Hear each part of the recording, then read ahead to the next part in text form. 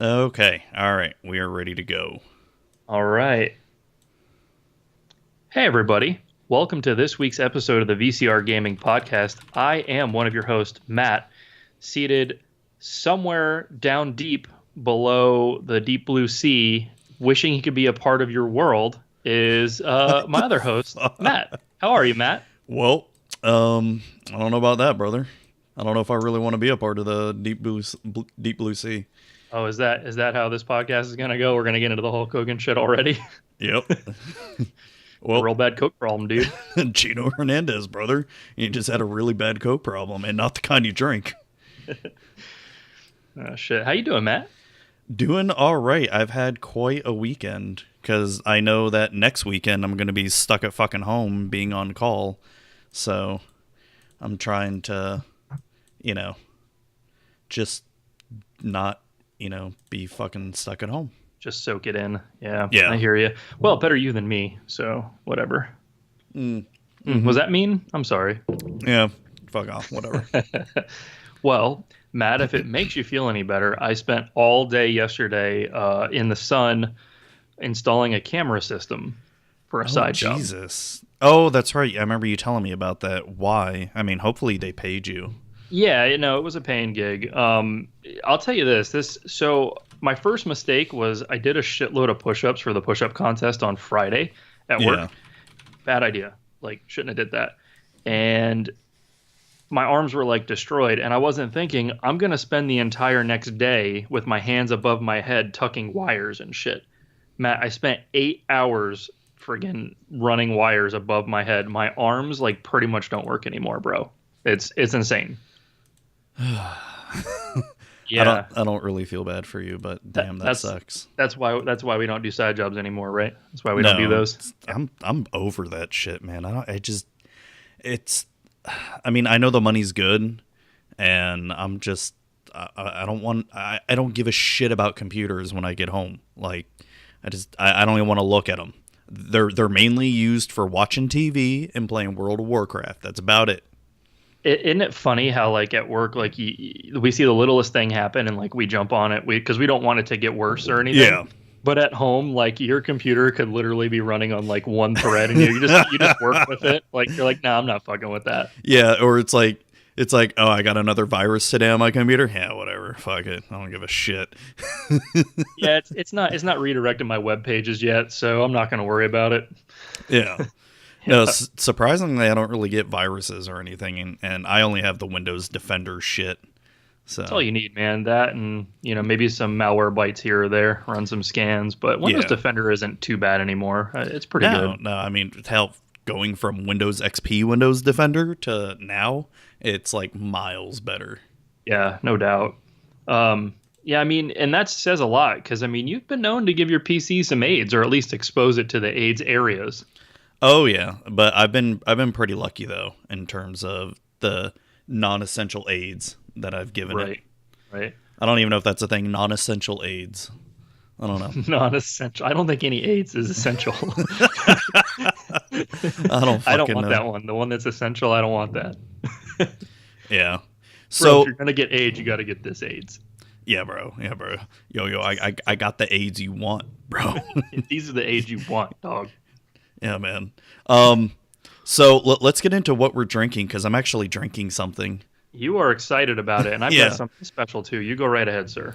So I think this was during Christmas time that the place where we work at, some of our employers, the doctors, gave us a whole bunch of foreign beer or whatever. Oh yeah, I remember that. Yeah, so I've kept it since then. I haven't even touched it.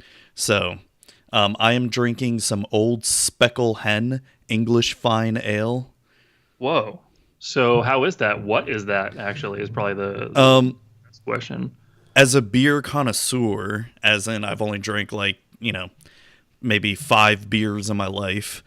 Because I'm definitely more of a hard liquor guy when I do drink, but I very, very rarely drink. It tastes like beer. And that's about it. I'm not one of those I know my beers or anything. I mean, it tastes fine. It has a nice rich taste to it. It's a 5.2% alcohol, so it's about average. That's where you want to be. You don't want to be less than that. It's original, rich and distinctive fine ale imported from the UK. So cheers to you, mates. Crikey. So according to this guy, it's got an aroma of a fruity ale yeast with hints of esters, caramel, malt, toffee, mild grain, leafy hops, subtle hay. We'll go with that. Yeah, sure. and a faint earthiness. Okay, all right. I taste some hay. All right. Some hay. That's always hay. Good. Nice. Well, that's cool, man. I drank those a long time ago. The ones that I got. I didn't have that one. I had actually got lucky and was a couple beers I was wanting to try, but didn't want to buy them because they were like crazy expensive for 6-packs. They were like $15, $16 6-packs. Oh shit. So I would never try them because it's like, what if you buy it and it's bad? You know, like you just threw money away. So yeah, good times. I am drinking, Matt, and I don't know if you noticed, hence the intro, I'm drinking out of my Ariel coffee mug. I didn't see that at first. It says, once I wake up, I'll be a part of that world. There you go. There's the reference. No, I'm drinking Bulletproof coffee. The fuck is that? Yeah, it's like really high end. It's like single source, single roast, single batch roast coffee. It's like pretty high end shit. Melissa ordered it online. Like Joe Rogan drinks it, shit like that. You hear about it a lot. I think he's into like caveman coffee now, but he has. It's got a lot of caffeine in it. Like if you're not doing things and you drink it, like you start to get the shakes. So oh god, yeah. So it's good shit, basically. How many grams of caffeine does it have? Not milligrams, but grams. I don't know. They don't really put that kind of shit for coffee because I guess it depends on like everybody makes it different. You know what I mean? Yeah. You can make it stronger or weaker or whatever. But I go for that maximum like tar consistency. So it's probably a lot. Probably a lot. Oh man. That's crazy. Yeah, man. So, anyways, what's been up, Matt? What you been up to, dude? So Friday went to a family dinner. That was all right. And then Saturday we went. Right? Yeah, I mean it's family dinner with the kids and my sister and my mom and dad and all that. It was all right. True. Just typical family shit. And then Saturday we went to an arts and crafts show, and that was all right. I mean, it was more. I mean, there was some good stuff out there, like people painted and made shit, but it's just all vendors selling overpriced shit that is not worth what they're trying to sell. Like this one guy, this painter, like he was decent, but he was like trying to sell his paintings for $300 to $500, and I'm like, yeah, I get a Thomas Kincaid for $15 and $15, and it looks 1,000 times better. But where was this at? Tom Varn Park in Brooksville. Oh, okay, all right. I mean, it was interesting. They had like this singing group. This little kid, he had to have been like 10 years old, and he was, holy shit, he had a voice on him. Wow. Yeah, and that's always impressive. Yeah, and he was singing Jackson 5 shit, so it was kind of cool. That is pretty fucking cool. And then they had a symphony orchestra. We didn't stay for the whole thing for that. And then we just had Zoe play in the park, and then we came home. And then today I went to the flea market, and I don't know if you saw my tweet from earlier on my Zubatron account where people just sell literal fucking junk and expect to sell it. Like, no, actually I didn't see that. Yeah, like literal rusted junk. And then hold on. Let me pull up the tweet here because it was pretty funny, I thought. While you're looking that up, I did see your other post. I don't know if it came from Twitter and was cross-posted or not, but I saw it on Facebook where you talked about your car needing an oil change, so you're going to trade it in, something to that effect. Oh, I'm actually serious about that too. Like, I believe you. I believe you. And I was thinking about, like, if I do get a new car, do I go for a silver Toyota Corolla again? You almost kind of have to at this point. Like, I'd feel let down if you didn't. Well, are the 2018 like any different looking than the 15 and 16? So you'll have to forgive me as I am not a Corolla enthusiast, but if memory serves me right, it's just a mild refresh. Let's see. Toyota. Because I almost kind of want to wait for them to change the body style and the inside at least. But because, I mean, I'll be honest, if I get a new car now, I'm not going to be very impressed with it. But my wife's Camry, it's a 2015, and I'm thinking about upgrading that. So yeah, no, Matt, it's fairly the same. Slight refresh, still pretty much the same. I'm trying to find, here we go, 360 interior tour. Get started. Oh no, okay, so hold on. This might just be because this is a spec'd up one, but so the vents and all that look the same, but they changed the gauge pod, they changed the climate control, they changed the infotainment. Yeah, so again, it's like a mild refresh. Yeah, I mean, the door panels are about the same, so no, it's not going to be too much different than what you have now. The interior, I mean, looks pretty much the same. I mean, the center console's definitely upgraded. Yeah, they did. But other than that, let's get nerdy. Let's look at the specs here. Same engine, same trans. Yeah, pretty much same car. Yeah, same car. Yeah, hold off. So you're thinking about trading in the wife's car, though, huh? Yeah, for an upgraded Camry. Ooh, let's see. I know those have changed a little bit since y'all purchased. They're still the same generation, but I know they've done some upgrades. Let's take a look. So if you're just joining us now live on the stream, we are the VCR Car Show podcast. Yes, and especially myself. I mean, I don't want to brag or anything, but I know a shit ton about cars. I mean, totally. This other Matt thinks he knows about cars, but he can't take apart a carburetor like I can. All right. Okay. Matt, where's the carburetor at on a car? On a modern car, where is it? They're not in modern cars anymore. He knows that because of me. I'm looking at the Camry. It's a mild update. The interior is updated a little bit. I will say, after hanging out with you and Super Fanboy Brian for all these years, I do know way more about cars than I did beforehand. Not that I know, like, you guys are definitely the car fanatics and all that, but I can definitely at least point out different car models and all that. I can't tell years, but, No, you're getting pretty good. You've guessed some cars pretty well. He hasn't learned about cars because he wanted to. We did kind of force it upon him, just so you know. It was really, we'd be sitting in the office and we'd be talking about something, then you and Super Fanboy Brian just go on and on about some car, and I'm just like, majority of the time I'm just zoned out going on my phone, like I don't know what the fuck they're saying anymore. I'm trying to get interior pics. For some reason, it's a little different for the Camry on the Toyota website. So screw them. And it's much more updated inside. Oh yeah, holy shit! Damn, it looks good. Yeah, that's pretty. That's the future. If you look at that. Here, let me show what the people are gonna be seeing here. I just pulled up the Hold on, let me make this full screen here. Whoa, desktopception. Yeah, deception here. So yeah, it's not a bad little interior here going on. There you Innovative go. Yeah, technology. no, they updated it big time. Yeah, looks cool. Just so everybody is aware, Zuby is the quintessential IT guy when it comes to cars. He's looking for that efficient four-door, like a little bit of tech. Like that is Matt in a nutshell. And I pretty much just need Bluetooth and a backup camera, and I'm good. So you need a backup camera? I've gotten kind of used to the backup camera. I don't use it all the time.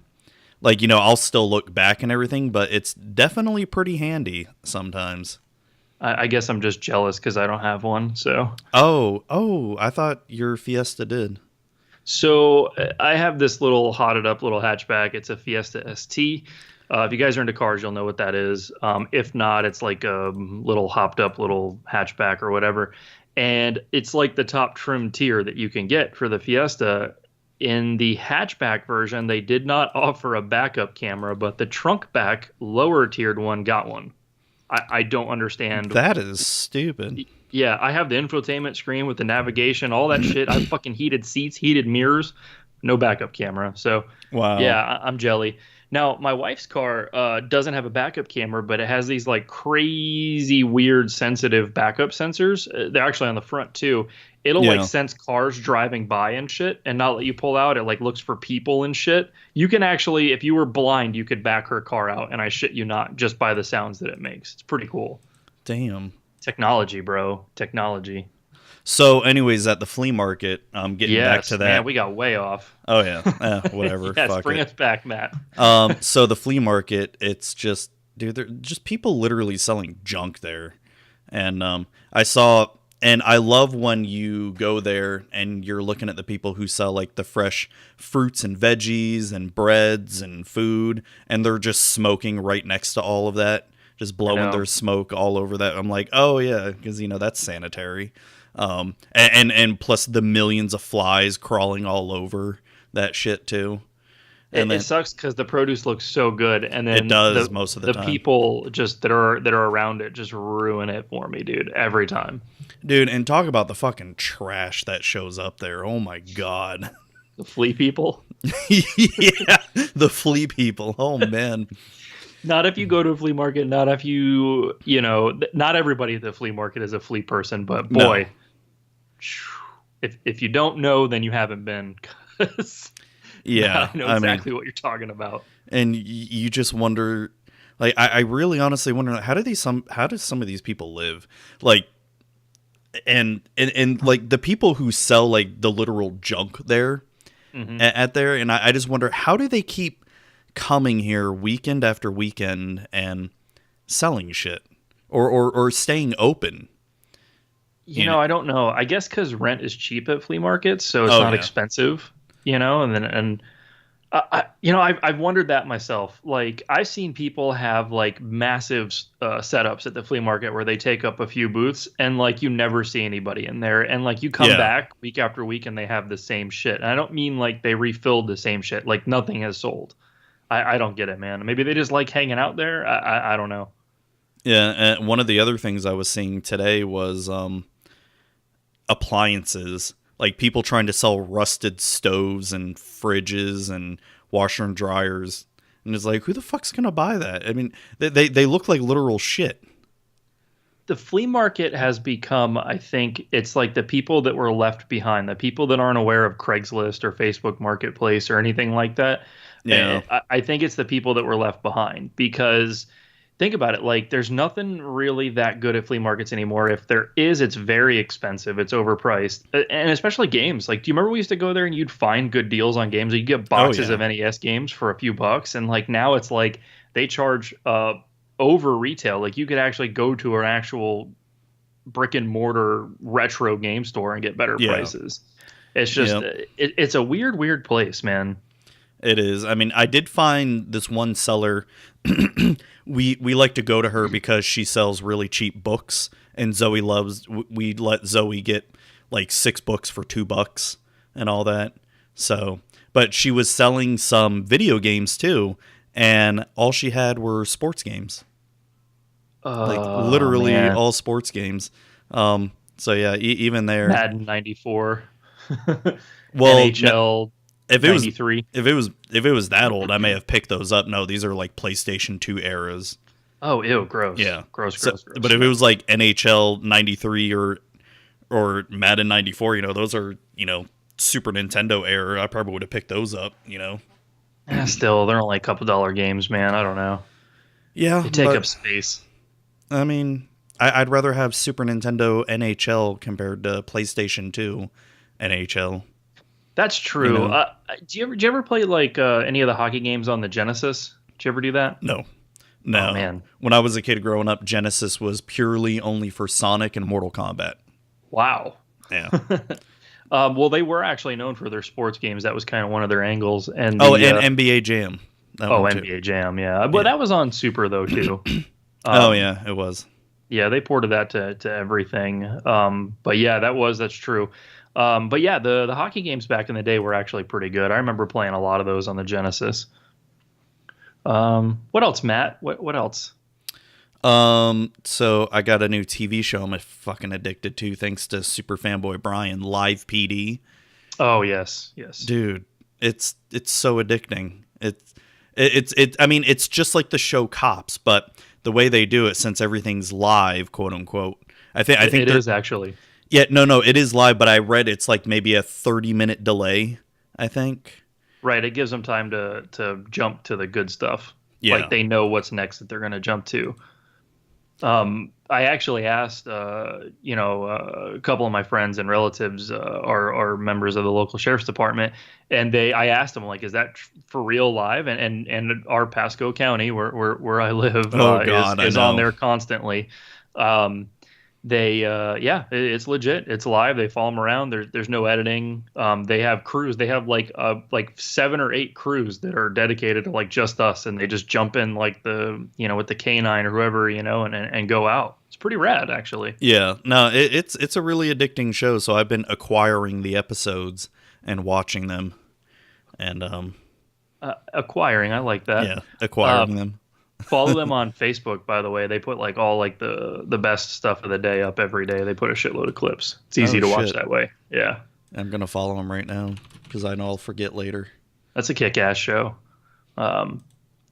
So let's see. While Matt gets up to date with his live PD social media there, I guess I'll let you guys know what I've been up to. I think I already spilled it once about the cameras. I was installing cameras. So that was like all day yesterday. I was in the sun. I'm lightly sunburnt. My arms don't work anymore. But, I got it done. So that's fun. What else have I been doing? That's pretty much it. I've done a bunch of housework shit. I've actually did quite a bit of gaming. We can get into that in a second. And taking the kid to karate, just the usual stuff. Oh, dude, somebody fucking ran over my sprinkler again, dude. I gotta dig that shit up. It's broken way deep in the ground. It fucking flooded out. How did they do that? They drove just ran over it. Oh, that's the tire. Yeah, dude. Like, is it really close to the road? I mean, it's close to my driveway, but I mean, all sprinklers are. Like, they're always on the edge there. It's like, stay out of my fucking grass. Like, what are you doing?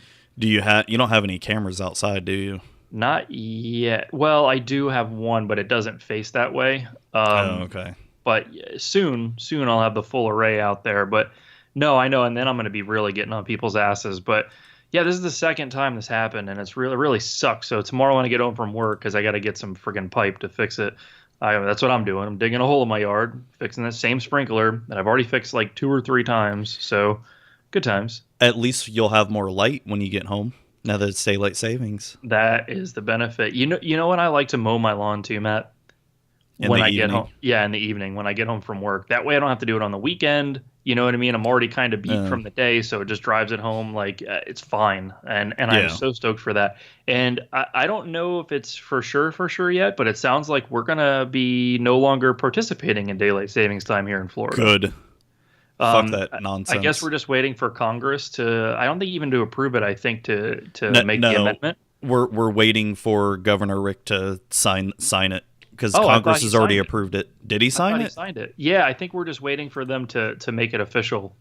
Okay. What I heard. I could be wrong, but it sounds like it's going to pass. I don't think anybody is going to try to stop it, it sounds like. So screw the rest of the East Coast. We do what we want. You guys have fun. It's fucking Florida. You guys haven't. Yeah, that's true. You guys have fun, with it getting dark at 3:30 in the afternoon. Fuck that. I'm over that shit.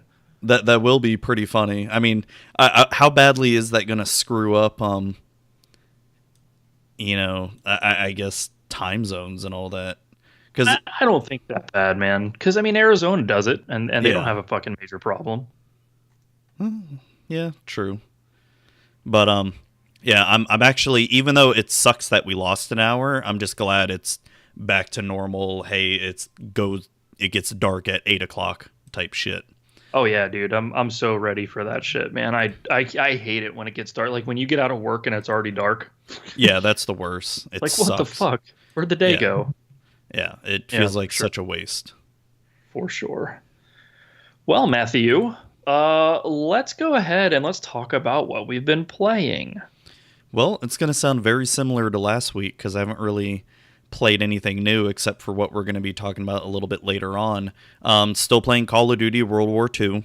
Got up to level 20. I think I'm not sure if I talked about it on the podcast, but I had a really insane game where I went 43-12 in one game. I think you might have mentioned it at work. Yeah. And it was just one of those. And it's funny with Call of Duty, you'll have a really awesome game like that. Then you'll go and you'll jump into the next game, even with the same people, and you'll go like 5-20. Yeah. I know. You're like, I'm a god, and like you're just murking people or whatever. And the next time around, you're like, wow, I should fucking throw this away. Pretty much. Why do I bother? Yep. We were talking about that playing Fortnite, that, you know, when you get like above 3 kills, like you feel like you're fucking just murking in Fortnite, and it's like you forget, like, you would go like 43-12 or whatever, you know, 20-3 or something on Call of Duty, you know, like it's so funny how that works. Yeah, the different games. Yeah, and then I've been playing World of Warcraft still. I'm just leveling up a rogue right now, just taking it easy and grinding, and that's really about the extent of my gaming right now. Word. What about you, man? There is another game, but we're gonna get to that. Yeah. Fuck that shit. All right. Well, I can't wait, Matt. I can't fucking wait. We'll go to you. All right. So I played Fortnite a few times on Xbox, like I've been doing. That's pretty much the same thing as always. It's Fortnite. You win some, you lose some. You lose more than you win, and it's pretty good. I like it. It's really fast paced. I really like that. We talk about it all the time, so I'll stop. But yeah, Fortnite.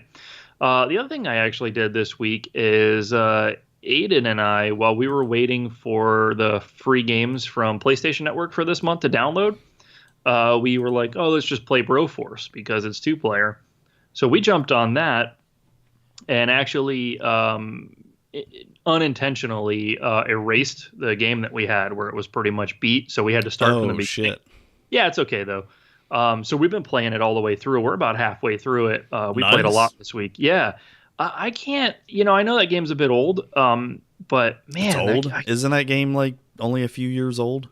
Well, I mean, in millennial terms, it's old, I guess. In hipster terms, it's an old ass game, but, man, I forgot how fun that game is. That game is just the right level of challenging, enough to where you don't get pissed off, and it makes you want to keep trying it. Like, oh, I'll try it this way. Oh, I'll try it that way. It's not super deep. Like, you don't have to worry about like no RPG type elements or anything like that. I mean, there are upgrades and things you can get, but you get them by beating certain levels, that you don't even have to. Like, they're off to the side, Graphically, it's actually pretty fucking impressive. Like, even though, like, they did this weird thing where they make it look 8-bitty, but they're like squares, and I don't mean, or cubes, I say is a better way to put it. It's like if you were to take an 8-bit game, but make each pixel, instead of being a flat square, make it a cube. That's like the style that they did the game in. It's really freaking cool. There's really not much else that's like that, and it's great. You can do up to 4 players at the same time, which is crazy chaotic. Oh, that's cool. Way. Well, it sucks because you'll get somebody that has like I think his name's Bro in Black, so it's Will Smith from Men in Black. And he's got the yeah. That's right. That thing, when it goes off, takes like chunks of the level out, like, because you can destroy the entire level, like every bit of it you can blow up. So you can blow away the ground your buddy's standing on, and they're dead now. So it's really hectic and chaotic.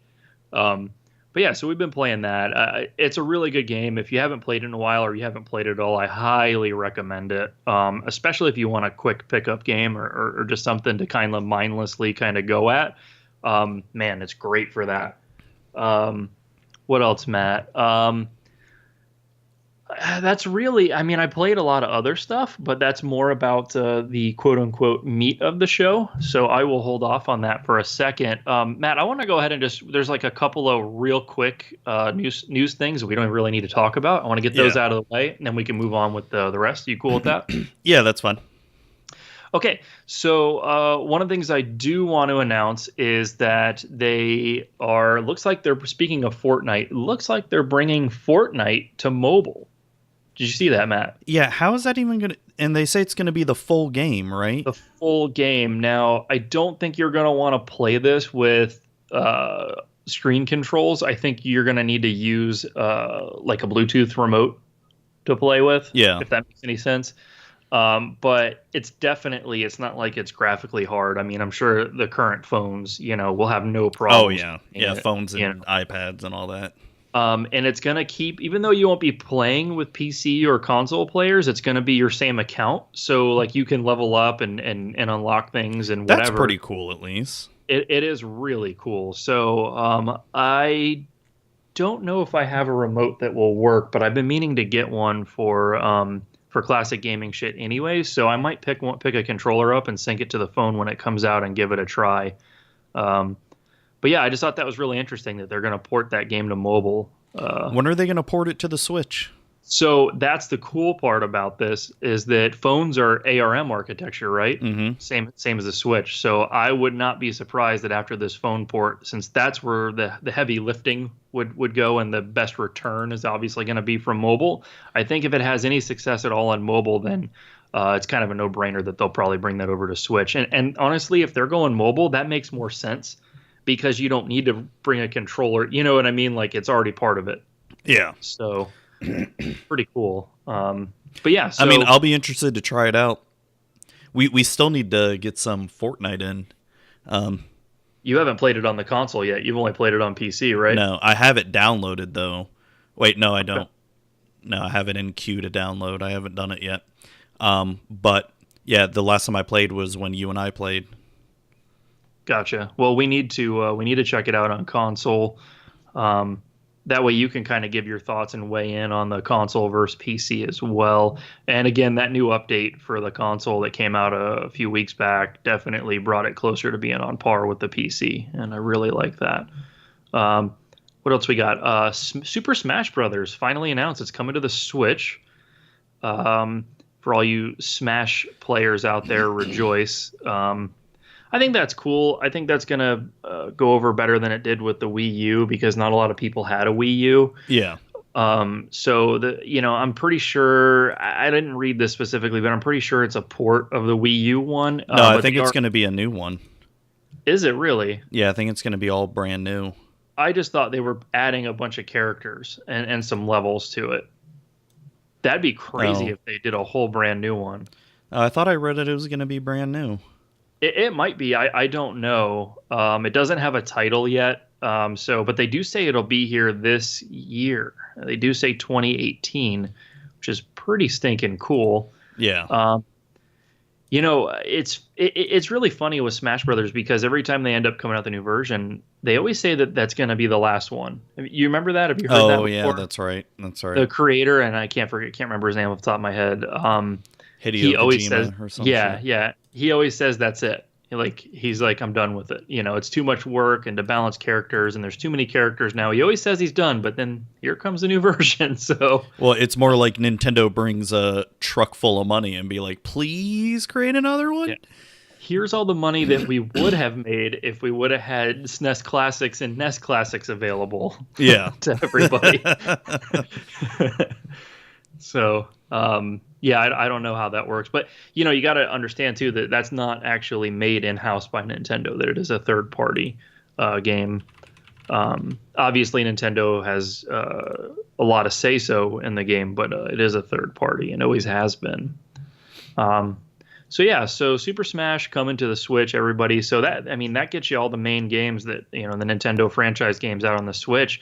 You got to think, Matt. I mean, we got Kirby getting ready to come out and Yoshi. After that, what else do they have to move systems, to be system sellers? I mean, Smash, the Pokemon game. Oh, Pokemon is going to fuck shit up. That's going to be a record year for them. Yeah. I mean, hopefully another Mario Kart game, because the Mario Kart we have now, that's just a port.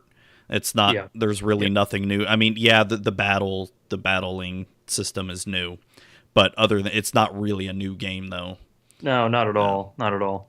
And then, I don't know, I'm hoping we see another Mario game too, even if it's like a 2D platformer that's not in the style of New Super Mario Brothers. I'm tired of them phoning that shit in, man. Just let's rearrange some shit, call it a new game. I'm over it, guys. We need good 2D or side-scrolling rather Mario. We need good shit again, something new. Agreed. I would be willing to venture, and I think they were talking about this on the CU podcast, that the whole Mario Maker thing was like a holdover. I'm hoping they have something in the works because Mario Maker was there to sort of satisfy that. Yeah, Mario Maker was an awesome game. If they made like a Mario Maker 2 that had, I don't know, better capabilities than the first one, I'd be down for that too. Actually, I'd be willing to bet that they port that to the Switch. I'm okay with that. I'd almost be tempted to buy it again. Well, I know like a lot of people are pissy about it because they got rid of the Wii Universe thing, the Mii Universe, Miiverse or whatever. And that was how you like communicated and all that with all that stuff. So, and it took away like all the online stuff from the Mario Maker. So yeah, I mean, they almost kind of need to put it on the Switch to sort of revive it and bring it back. And it's touchscreen, so it's perfectly suited for it. So yeah, definitely. But yeah, so more stuff coming out for the Switch, guys. Everybody keeps asking what's next, what are they going to do? It looks like Nintendo does still have a bunch of stuff sort of up their sleeve. So hang in there. The Switch is killing it. It would be really cool if we saw Nintendo sort of drive the market to where you've got, the other two big players, Sony and Microsoft, where they're both trying to like, go towards like PC and streaming services. Yeah. It would be really cool if this forced them to come out with some type of a actual console that's portable instead of an actual standalone portable. Like, wouldn't that be some shit if that's the way it goes instead of what they thought? If Nintendo makes some fucking turnaround and do that, it'd be pretty funny. Highly unlikely, but it would be awesome. Shit, I'm not gonna lie. I'd love an actual PlayStation 5 that was a console and a portable. God, but think about like how are they gonna the cooling system on that?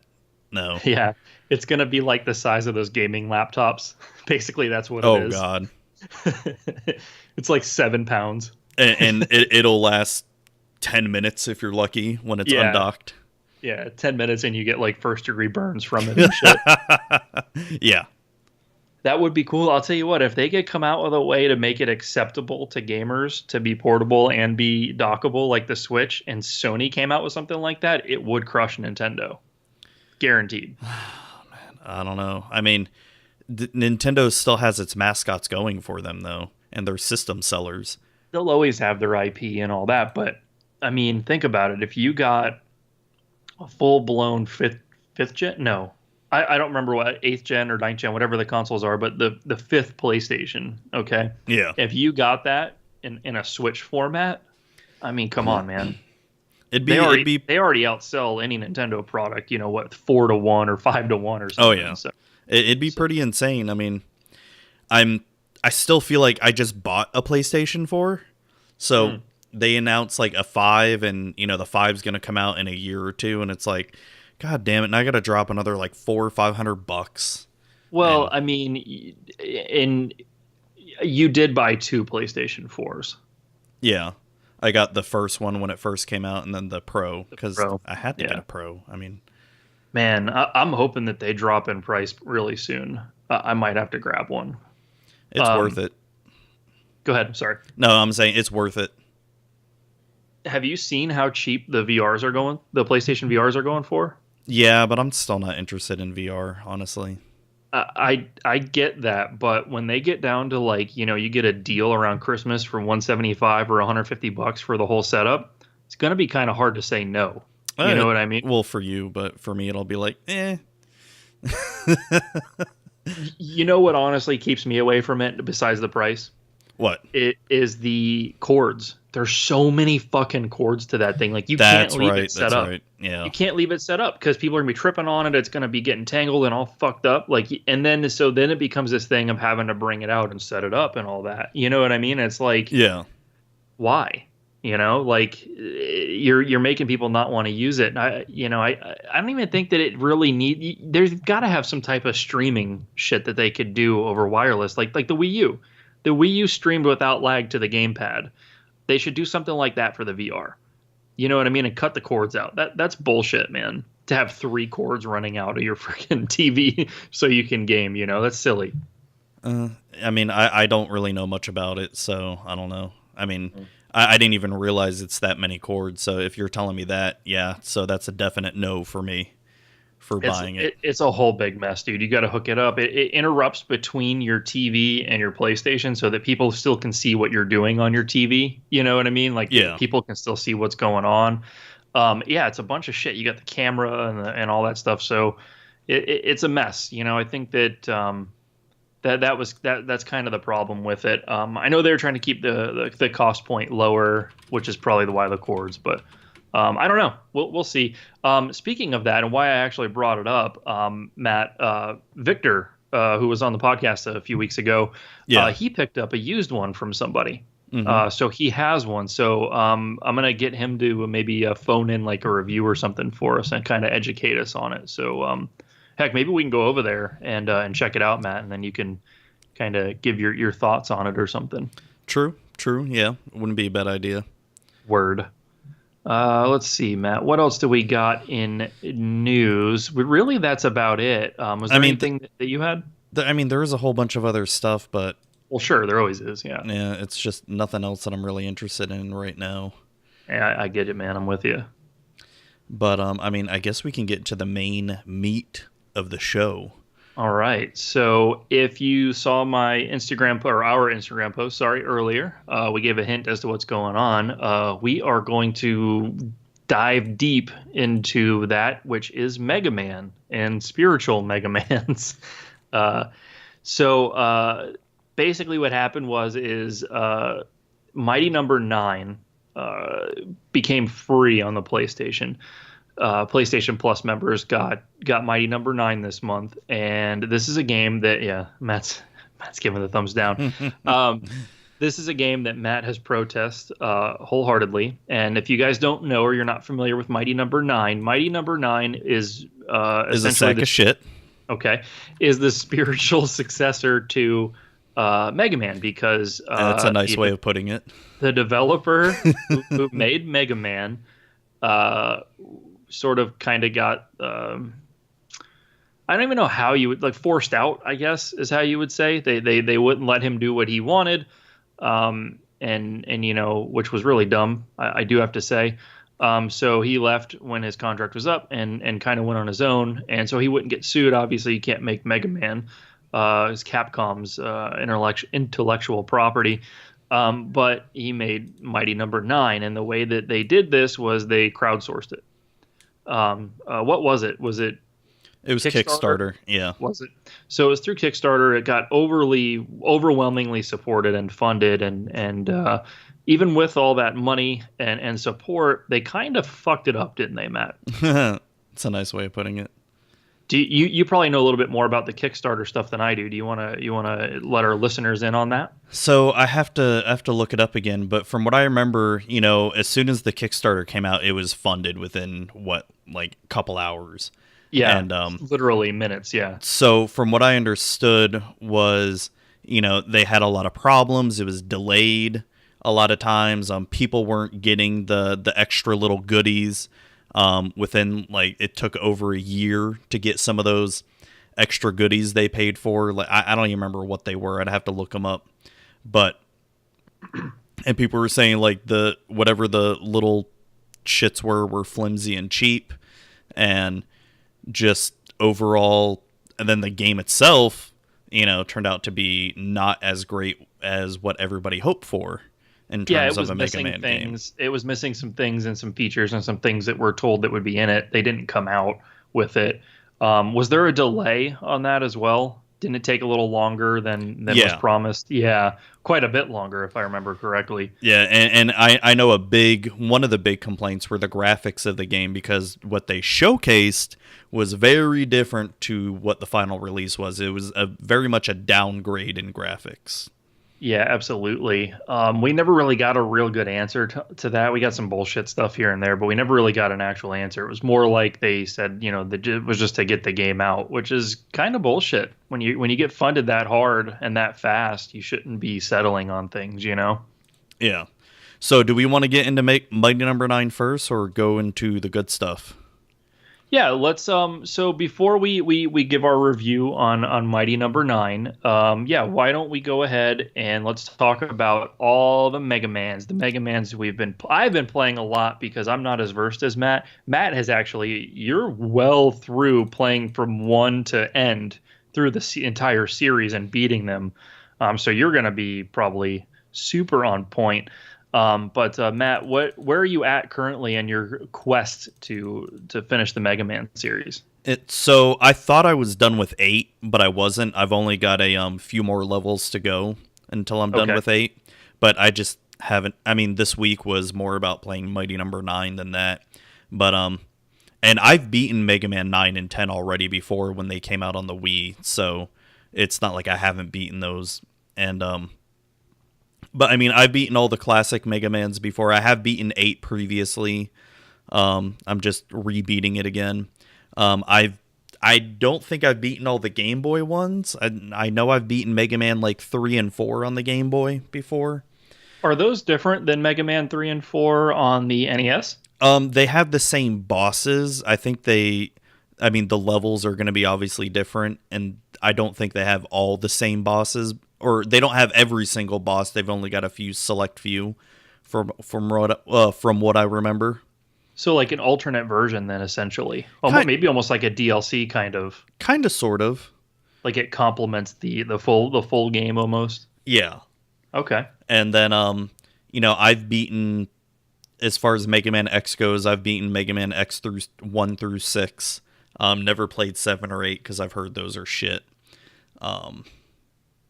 Wow. And then as like Mega Man 0, I've never played those. I never played Mega Man ZX. I have played Mega Man Legends, the first one.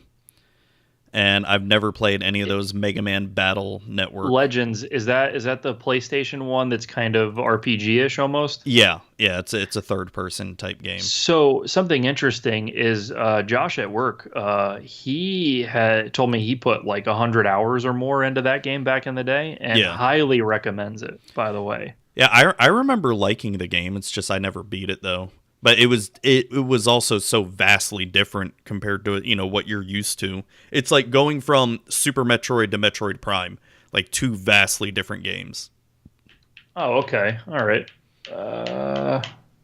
Having technical difficulties here on my side. I just think that's really interesting that they took it that way. I mean, Mega Man has got, I don't know that there's that many games out that have that many different. Not just versions of the game, but different sheer number of actual games that have been released and the different types of genres and stuff that they've crossed into. I mean, it's got to be one of the larger franchises for sure. Oh yeah, definitely. Have you ever played any of the Mega Man Battle Network games?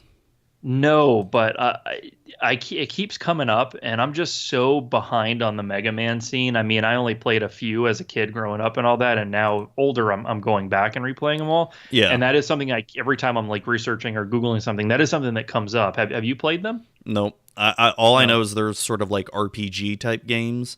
Okay. I don't know anything about them. It almost seemed like from what I remember reading up about it, it almost kind of seemed like Pokemon. In a sense, like you play this kid and he controls Mega Man somehow, or I don't fucking know. I don't know. Whoa. Well, Mega Man is a robot, so it's not that far out of the question. So, Matt, you primarily, your most recent playthrough, you've been doing it on the Legacy Collection, correct? Yeah.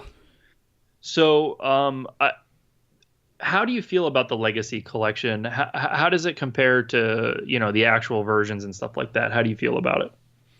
I mean, they're pretty much exactly the same game. I don't think this Legacy Collection is as good as the Anniversary Collection that was on the GameCube and PS2. Mainly because the PS2 and GameCube version, you get more bang for your buck. You get the first 8 Mega Man games instead of the first 6. Right, so they're not all broken up. But they do sort of pad the content where they add challenge modes where you get to replay levels, and they add new twists to them. But I don't really ever care about that kind of content. Yeah. I'm never a fan of that stuff. But I mean, I don't know. I think the Legacy collections are fine. They're appropriately priced for what I got them. I think I got them both for like $15 or $20. Yep. And I mean, they're good. I mean, they pretty much play exactly the same. The one thing that the Anniversary Collection does have over the new ones is you get once you beat every game on the Anniversary Collection, you get the first episode of Mega Man unlocked, the cartoon. Oh, sick. Yes. The super fighting robot Mega Man. Yeah. Now, you out of the anniversary collection between the PS2 and the GameCube version, you would recommend the PlayStation version, correct? Yes, because I do not like the GameCube controls for that. It's weird. I don't know why, but it just feels like it plays better. I think we have had this discussion. The D-pad on the PS2 plays way better, or far feels superior. Yeah, or feels better than the GameCube D-pad. I'd say that I'd be willing to actually say that the PlayStation D-pad, which really hasn't changed much over the years, is still pretty much the same, is probably one of the nicest D-pads out there. So and the positioning is great too. It's not in a weird spot. You don't have to drop your thumb down, to get to it. So that makes sense. That makes sense. So one thing that I've noticed, I've been playing the Legacy collections as well. That's how I've been playing a lot of these Mega Mans. I don't have a lot of the original ones, and I gotta say it's pretty cool from a gameplay perspective. It's a well done port. It's actually an emulation, but it's very well done. The pixels are really nice and crisp. I like that you can put the little borders around your screen, and it has like artwork from back in the day from all the different Mega Mans. Oh yeah, that's right. I forgot about that. That's badass. You can put scan lines on if you want. I'm going to take the nerd tech approach for this portion.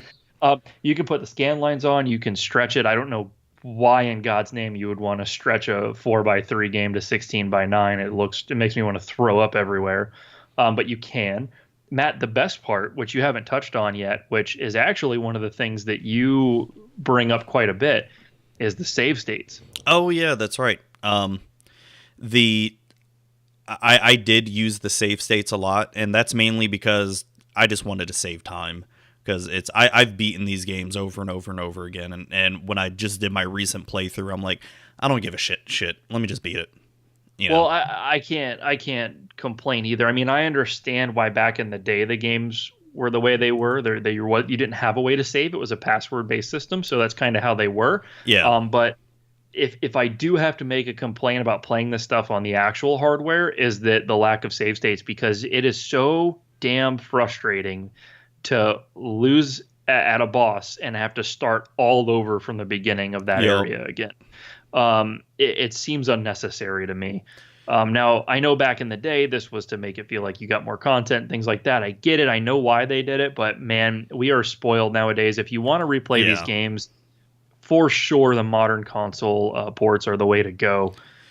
Save states will make you not hate life, especially with Mega Man. They changed the way the save states work in the Legacy Collection 2, because in the first one, as soon as you save, you can reload and start at that point. In Legacy Collection 2, they have checkpoints now. So you can only save when you reach a certain checkpoint. I really wish they wouldn't have done that. It's still better than the checkpoints are still much better than playing the original way. Yeah. But why not the save anytime you want or reload anytime you want? Like, I don't get it. Like, the games are hard as fuck. And they put a bunch of them on there. Like, it's not like you need more playtime out of it, No, and I agree with the save states, especially for Mega Man's probably like 4, 5, and 6, because those are when the levels definitely got longer. Well, because like Mega Man 1, 2, and 3, those levels are pretty short. Very short. They're very classic early NES type game design. Now 4, I would say, is where they really started getting quote unquote modern Mega Man with it. I like, and longer too, like you said. Like on 4, shit, like the first, I mean, you get like mid bosses like right away. Mm-hmm. Like what was it, like a hippo or I think it was is like on that pedestal platform. You got to blow it away to knock them down a few levels or whatever was on one of the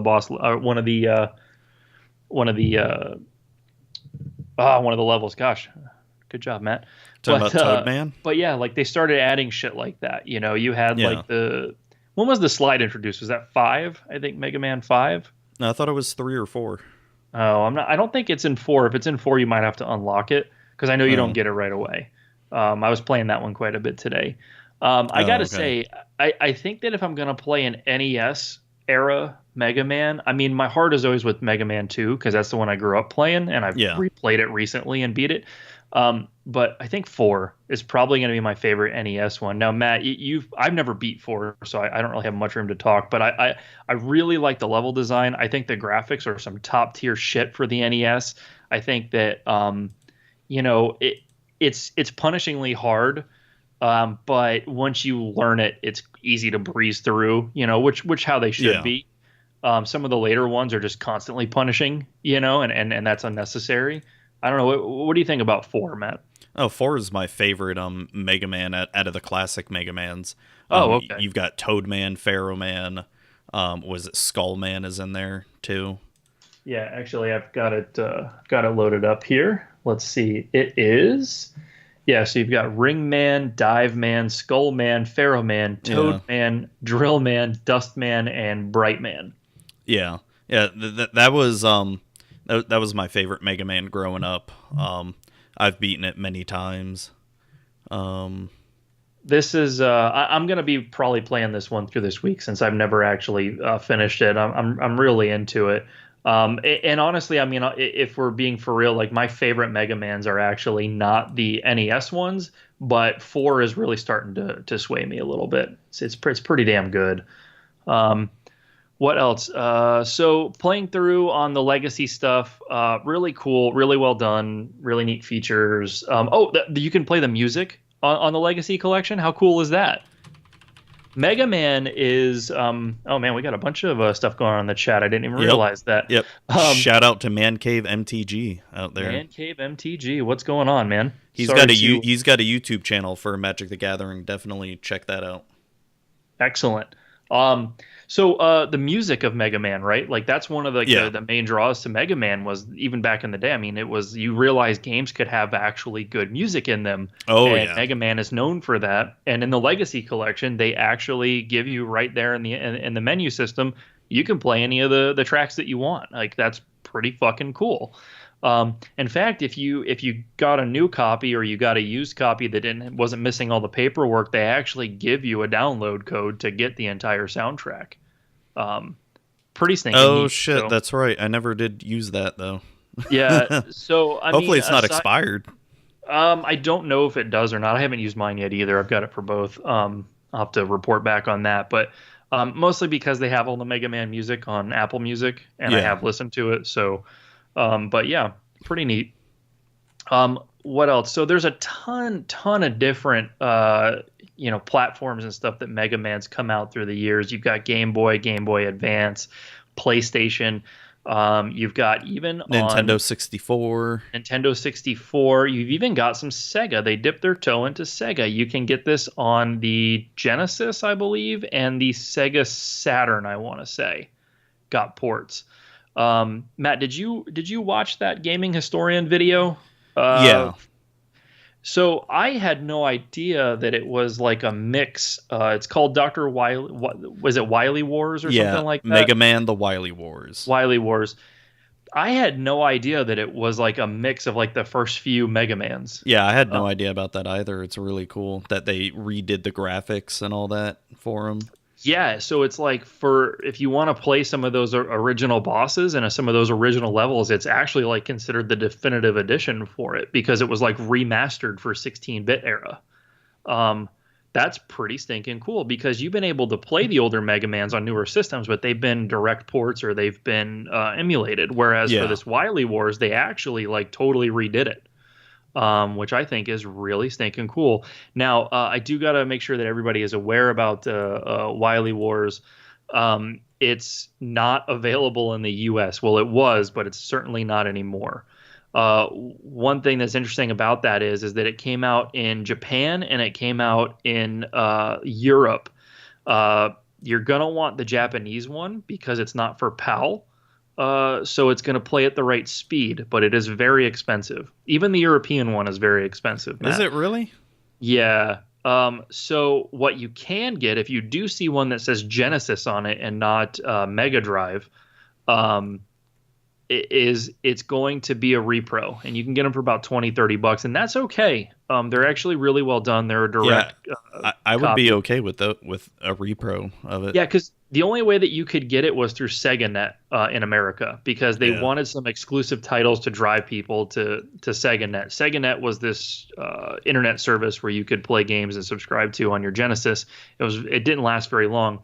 But the way it worked is it would download the game you wanted to play each time you wanted to play, and then when you shut the Genesis off, it would go away.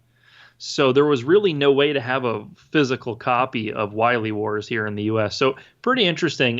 Just go ahead and get a repro for that. Unless you're a collector and you have to have it, then the Japanese one would be the way you go, but it's not cheap. But yeah, if you see it with Genesis on there and somebody's trying to tell you it's real, tell them to pack sand, because it's not. It was never actually put on a real Genesis cartridge. So there's a history lesson there for you. Oh man, that's funny. Pack sand. Just got to pack sand, motherfucker. Did I say that? I didn't realize I said that. I had an old director I used to work for. She would say that in lieu of cursing in like meetings at people and stuff. It was pretty awesome. I'm gonna start doing that. Yeah, especially for the meeting we have this week. Here, you all can just go fucking pack sand, motherfuckers. Then you curse though. Yeah, be like, and then so you can say that and be like, "Well, I don't know about that, brother. Well, I don't know about that, dude." Well. So, what are some other versions, Matt? I know you talked a little bit about Game Boy Mega Man. You ever play any on the Game Boy Advance? Nope. So I've only recently I played Mega Man Zero on the Game Boy Advance, and that game. I'll tell you what, Matt. Let's go through our questions here, and I will get to Mega Man Zero because I have some shit to say about it, and it is kind of down there. Okay. So you want to go ahead and start off? What is your favorite Mega Man, Matthew? So we already talked about it. It's Mega Man 4. It was, one of the ones I played that I rented a lot as a kid. I've never actually owned a Mega Man game until the Anniversary Collections came out for PS2. The first one, the Mega Man Anniversary Collection, and the Mega Man X Anniversary Collection. Okay. So is that because you rented them as a kid? Oh yeah, I rented the shit out of them like so many times. So I just never owned any. But I just always really remember going back. Oh wait, no, I do take that back. I did have Mega Man 4 for the Game Boy as well. I do remember that. But other than that, I just always rented the NES and Super Nintendo ones. So that's definitely my favorite. And plus, I feel like it just has some of my favorite bosses in there and some of my favorite level designs as well. So that's really cool, and I'm starting to sway your way, Matt, on that as I play through this game. I'm going to go ahead and say, though, that mine is still, and this is probably just because the one I've played the most, is going to be Mega Man X for the Super Nintendo, the original X. This game is Mega Man X. I want to say any of the Super Nintendo Mega Mans graphically are probably my favorite to look at. I just love 16-bit style. I think it's like that perfect blend of 2D, but it's a little more deep compared to the NES. But the game itself plays phenomenal. It's fully Mega Man. Anybody that argues with you that Mega Man X is too far away from the bases, they've never played them, because it's great. They took Mega Man and they just added extreme shit to it, like riding on things that are moving, like they added all these different elements, and it was really, I feel like it's refreshing. And if you can't play NES stuff, if I know a lot of people, it's just really weird, Matt, a lot of people that are even into retro gaming, they're not super into NES. There are tons of NES fans out there and stuff like that. I'm not saying that, but there is a huge selection of retro gamers that only go back to 16-bit era. They think it's too simple. So wrong. If you're they're wrong.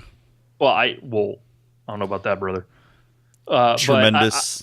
I like the NES. I'm not one of those. But if you are and you want to see what's up with the whole Mega Man thing, I recommend starting with one of the Mega Man X games. It's one of my favorites. It's one of them that I kind of rented all the time as a kid and grew up playing, and still can have a good time playing through it now. I almost feel like you'd almost get the wrong impression of Mega Man if that was your first one you ever played. How so? Because I feel mainly because of the power-ups that you get in that. the armor power ups. Because if you play Mega Man X first and then you go back to Mega Man 1 or 2, it's almost going to feel kind of bland and boring. So if you have no problems with 8-bit games, I would not tell you to go right to Mega Man X. If you like 8-bit games and things like that, don't start with X. But if not, you're gonna get your fix. If you like things a little deeper, Mega Man X is fine. But yeah, that makes sense, Matt, because there are like suit upgrades and all that type of shit with X. And that's always that's always one of the fun things with the X games is getting the armor upgrades and trying to find where they're at, and then getting the speed dash and all that shit. Those are always fun. Heck yeah, man. And finding them too, which is great. Secrets in Mega Man, you know what I mean? They're especially in X. The X was really cool because it was a little less linear. There were it's still linear to get to the boss, but there were other ways you could get around, and sure shit, you would end up finding secrets or upgrades and stuff. So I Mega Man, it's a great advance for the series. Yeah, Mega Man had secrets like where you could find the Mega Man letters and unlock the bird or unlock some special weapons, and I think they started that in Mega Man 3 or 4, if I remember. I think 4 with the weapons. I don't think you could get weapons in 3. Well, no, I think at least 3, I've never seen them in 3. I think 3 was the one where if you collect all the Mega Man letters, you unlock the bird, if I remember correctly. I have to look back at it, but no, but yeah, that's always been. I mean, I think X does it better with hiding the secrets because it's more fun because you get the heart tanks and the energy tanks and all that. Yep. Regular Mega Man is just mainly energy tanks and maybe a hidden weapon or two. For sure. So let's move on a little bit here because I still have a lot of Mega Man stuff I want to talk about. Sure. Let's see. So least favorite Mega Man, Matt. You go ahead and reveal yours, but explain why. See, I put 2 on here, but if I really had to think about it, I think I'd almost have to go with Mega Man 8, and that's because I originally put Mega Man 7 or 8, and if I had to really think about Mega Man 8 was such a departure of just the original Mega Man line, because one, they tried to make Mega Man 8 like a stupid anime. They even have anime cutscenes, and just to say, Mega Man and Mega Man 8 sounded like a bitch. Yeah, okay, I'll go with that. He sounds really terrible. I mean, the game itself is fine. The level design is decent, but the bosses just feel so phoned in and just not exciting. And it's just... I think it's very much a victim of the time, too. That PS1, 2D wasn't really... Nobody was interested anymore, and that is true. I will say, out of all the classic Mega Mans, 1 through 10, 8 is probably the hardest that I've come across. Because the only other one that I've come across that's probably on the same level of being hard is Mega Man 3. Mega Man 3, for some fucking reason, was really hard. But it's scary hard, dude. I've never beaten it. And then all the others, like Mega Man 1, 2, 4, 5, 6, and 7, they're super easy. And then 8... asterisk on that. Well, easy for me. Okay. And then 8 is just... There's just some parts that are just stupid hard. So 7 and 8 were they both PlayStation? No, 7 was Super Nintendo. Super Nintendo, okay. All right. I never played 7. I remember 8. I've never extensively played it. I do remember it. I don't know. I'm watching some video of it now, and it's kind of bringing some shit back. It's not my favorite graphically either. What, on 8? Especially 8. Especially not for the PlayStation era. I think for me, Matt, I really love it's not my favorite overall. I think my favorite overall are going to be Super Nintendo as far as graphically goes. But man, Mega Man X4 on the PS1 is fucking awesome looking. I know you're not a huge fan of it, Matt. It's to me, X4 is the last good Mega Man X game. After that, they sort of go downhill. Yeah, I just love the anime style of it. I think it's just really awesome to look at. It kind of, it kind of showcases how good the PlayStation was at 2D stuff. You know what I mean? Yeah.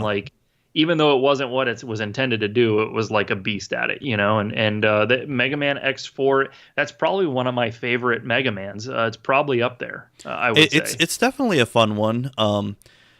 As far as X games go, 2 is my all-time favorite for Mega Man X games.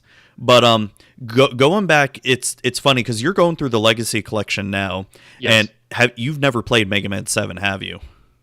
I have not played. No, I have not played Mega Man 7. That's why I didn't know if it was PlayStation or Super or not. So, I've never played it. When you finally play Mega Man 7, you're going to see why that's almost the worst one for me, because it feels like, because you go from the Nintendo where Mega Man feels rather fast, you know, at least Mega Man 6, you're able to slide, charge up, and it feels like you're actually running, even when there's really no run button or anything. Then you go to 7, and just the way the graphics move and the way he's animated, it feels so slow, and the way he shoots just feels so weak. It's quite a jump. I mean, just look at some gameplay for 7, and you'll probably see what I mean. And then Man Cave MTG asks, was 9 released in the US? I played the emulator, but never looked into it if it was actually released in the States. So Man Cave MTG might be confusing 9 with Mega Man and Bass, which was another Super Nintendo game that we never got in the States until it came out in Game Boy Advance. So Mega Man 9 and 10 were actually released on the Wii, then they went back to 8-bit games. But you might be thinking of Mega Man and Bass, which for a long time was a lot of people thought was Mega Man 9 for a long time.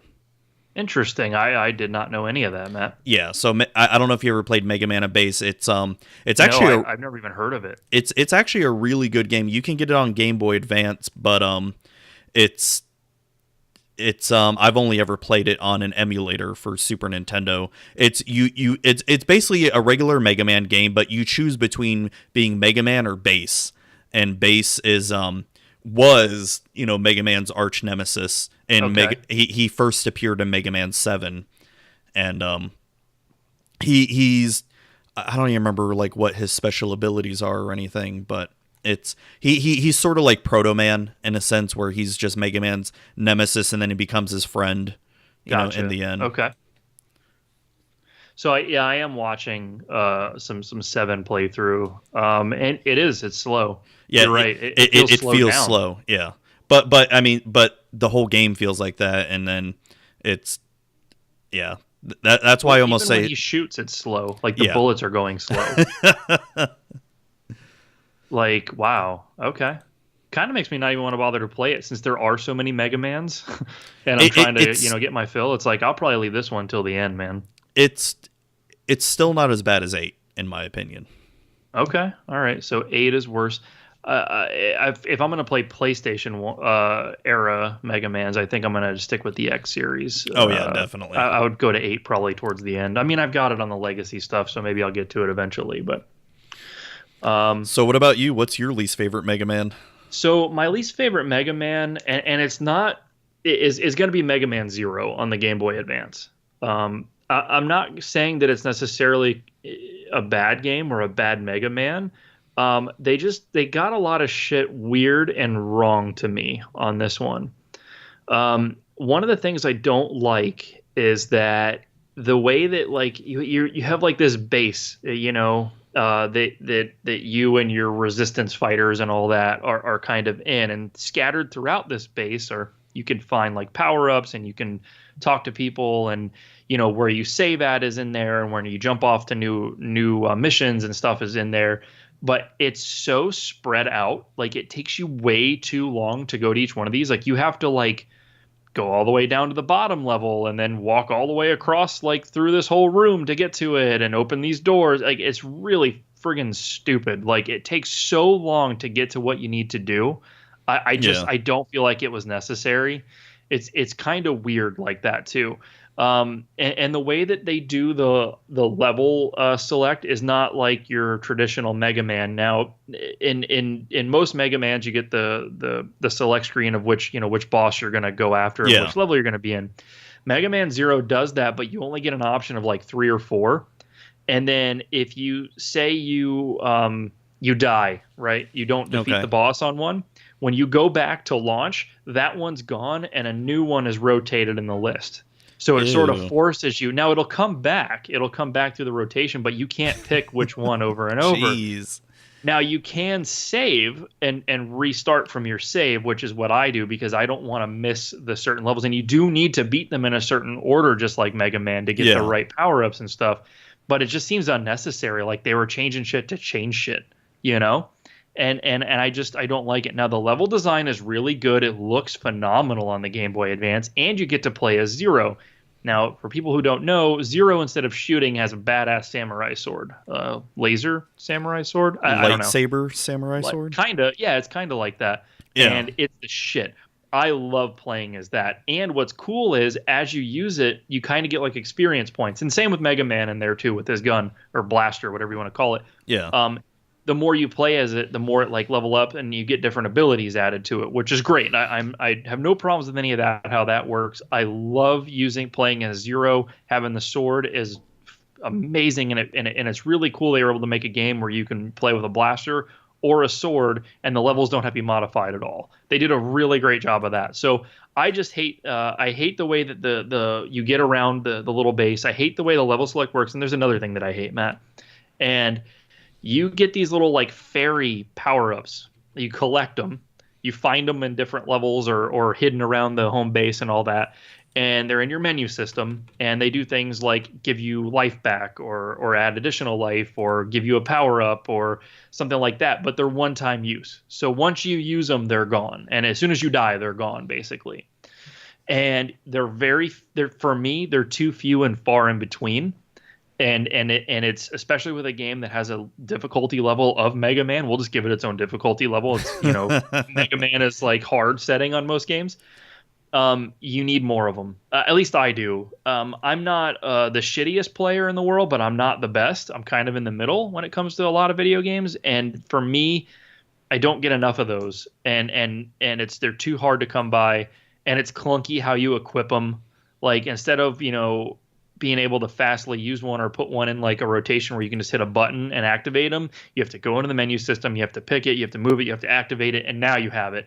It's just, they missed the mark on so many different things, and especially on a mobile game, that it kind of ruins it for me. I still play it, but yeah, so there you go. So there's my Mega Man Zero explanation. Yeah, I played, you brought it in one day at work, and I played it for like 2 minutes, and I didn't like it because there was too much talking. Yeah, well, there's really not, though. Just in the beginning, it's just like every other Mega Man they try to put a story to. I don't feel like it was too much, personally. Yeah, and let's talk about the story of Mega Man real quick. Who fucking cares about the goddamn story of Mega Man? All I want to do is jump on platforms and shoot robots. I don't give a shit that Dr. Wily created some shit and is trying to take over the universe again. No, that makes... I don't care. All right, I don't care that Sigma is back after killing him 5 million times. I just want to play as Mega Man X and just go pew pew some things. Well, you got to have the anime esque to it, man. I know, and I know that's the whole thing with games nowadays. It's everything's got to have a story and some Game of Thrones type shit. Where I'm just like, I really don't care. Well, people did back in the day, I mean, that you got to think when Mega Man came out. I mean, the first few Mega Mans had a very quick story. The first Mega Man's had a very quick story. It was in the beginning, and that was it. And you could skip it.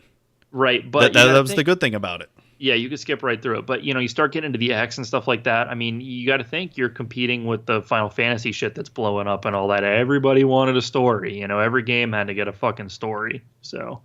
Yeah, and it was, I like Mega Man X, for instance. I always skip through all the text and dialogue, but it wasn't until maybe a few years ago when I played Mega Man X 1 through 4 again that I actually started reading the dialogue. And you know what I thought about it? I didn't give two shits about it. I knew it. I didn't fucking care. Just okay. I don't give a shit. You're trying to be all deep and stuff. Who the fuck is Sigma again? Oh, okay. He's the Dr. Wily wannabe, but he's cooler looking, but he still sucks because he gets killed by a little blue robot. Cooler looking, I guess. I mean, that doesn't Yeah, I would agree. Dude, they need to make a Mega Man and a Mega Man X game together. They'd be How pretty would that badass. work? I don't fucking know. Let the designers figure it out. Not your problem. Yeah, it's not my problem. You guys just make it. Figure that shit out. Yeah, because Mega Man 11's coming out, and I'm so excited about it. And it's coming out on the Switch as well. Yes, it is. I'm Yes, it is. totally Which also, fucking I think getting that we shit. mentioned it, but the Legacy Collection is coming out on the Switch as well, or is already out. Yeah, it is, but it's download only. Yeah, I was gonna get it because I think what happens is you do get a cartridge for the first 6 games, but then for the second part of the collection, it's a download. Bullshit, man. Yeah, Absolutely it's stupid. bullshit. So I don't even want it now on the Switch. Now, depending on how they do the Mega Man X Legacy Collection, I may get it on the Switch. But if it's the same thing, I'm just gonna go for the PS4 collection. Yeah, I agree. I kind of wish, Matt, I picked all my Legacy stuff up on the Xbox because I waited so long to buy it. It wasn't new anymore, and I could only find used copies of the first Legacy Collection, and I ended up buying the first one I saw, which was for Xbox. I wish I would have gotten it on PlayStation because it's just a system I more gravitate towards. But I had to stick with it because I'm not going to have it mixed across different systems, you know. So that's another thing that's going to keep me out of getting it on the Switch, because it's kind of like, well, no, am I going to rebuy it? You know what I mean? Yeah. Or am I going to have part of it on the Switch? You know, Yeah, like that was a thing that kind of stopped me because I've beaten all of Legacy Collection 1 and I'm halfway through Legacy Collection 2, so I'm like, why would I buy this again? You know? Yeah, that's a problem for me. And I have rebought shit, Grand Theft Auto, multiple times on multiple platforms. And You mean Grand Theft Auto 5? I've got it. Yeah, I've got it on almost bought it a third PS3, time. PS4, and I have it on the PC as well. Yeah. So there you go. I've got it on PS3 and PS4, and I almost bought it for the Xbox recently. Actually, I think I traded it in the PS3 version for the PS4 version. Oh, still, Yeah. they got you 3 times, you know. But anyways, Yeah. rebuying shit is just kind of unnecessary, and I'm really trying to stop doing that shit. You know, Yeah. that's the point. Like, do you want a game to play, or do you want a fucking collection that's gonna sit there and look at you? And that's what's tough because it's, I could I don't consider myself a game collector because when I buy a game, I'm going to play it, and that's why I can't just go to a game store and just willy-nilly pick up a game. You know what I mean? Yeah. So something interesting here, Man Cave MTG in the chat is asking for us to weigh in. He says that he personally feels that the older games are harder than newer games. He says that they keep his attention longer than newer games. So they definitely are harder. Like, it's a fact. Something we touch on quite a lot on the podcast, or at least I probably say it too many times. But so games were harder, Man Cave, because one thing is that it was, it was the beginning of programming, and it was very expensive, and there wasn't a lot of, staff and things like that, or you needed a big staff to make a game. So making a long ass game was very cost prohibitive. And they weren't sure what was going to hit or what was going to bring big money back then. They didn't want to try new things. So that was one thing. The other thing was storage space was very expensive on these cartridges. So, and extremely limited too. Extremely limited. Yeah. I mean, so what they would do in lieu of content, they would do in level of difficulty to make you feel like you were getting your money's worth. So you're absolutely right. They were quite a bit more difficult back in the day. Now, another thing, too, to add to that, you're talking about keeping your attention longer. I think it's because it forces you to focus a lot harder to progress, I guess might be where he's coming from with that, Matt. I don't know. It could be. And I guess we also have to figure out and define what we mean by difficulty and hard because, as you said, older games were very limited on storage space, so the designers... Not that they had to, but they would put artificial difficulty into a lot of these games, and by that I mean just make some bullshit levels. Like Batman for Nintendo is a really good example. There are some very bullshit tactics that are done in that game. For real. But then you also look at games nowadays like perfect example, Dark Souls. Dark Souls is a very hard game, but you basically have like unlimited continues in that game. Mm-hmm. There's no game over. You have to start over from the very beginning of the game, and that's true for like all games nowadays. Yeah, it's true. Like I'm playing that Deus Ex on the PC, and it's probably one of the harder modern games that I played recently. And you die a shitload, but you can save whenever the shit you want. So that's kind of a difference too. As far as keeping your attention. One, we didn't have as much stimuli back then as we do now. So yeah, that's a very good point. You were going to play a game, you were going to play a game, and you were going to play it for a while and all that. Whereas now we have all these different games, all these different options. You got all these things to stream. You got all this shit going on, smartphone. So we might all just have a bad case of ADD nowadays. Yeah, I mean, how? Let me ask you this, Butler. When you're playing a game, how often do you check your phone while you're playing? Anytime that the game doesn't require my utmost attention. Yeah, exactly. So all the time. I try not to do it, but you just find yourself, involuntarily doing it. Yeah, like late at night, like I'll be playing a Final Fantasy or something right in the game room. Everybody's asleep, it's super quiet, and there's nobody that will be sending me anything that's useful on my phone. But like during loading screens and shit, I'll look over. There's no reason to, but I will, Yeah, and like when I'm playing World of Warcraft, what do I have on my second screen? I have Live PD playing. Yeah, that's the other thing is we have to have more than one thing now. Yeah. What's funny, Matt? You remember in Back to the Future 2, when Marty goes to his house and on the TV he's like, let me get channel whatever, and he throws a bunch of shit. It's literally what's happened.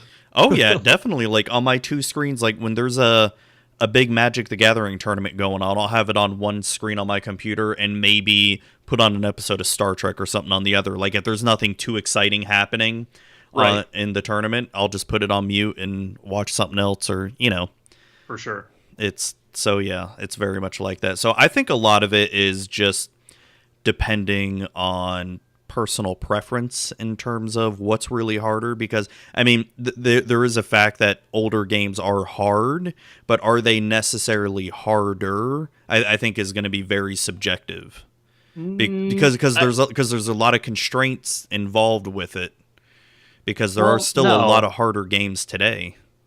Okay, there are, but they have done.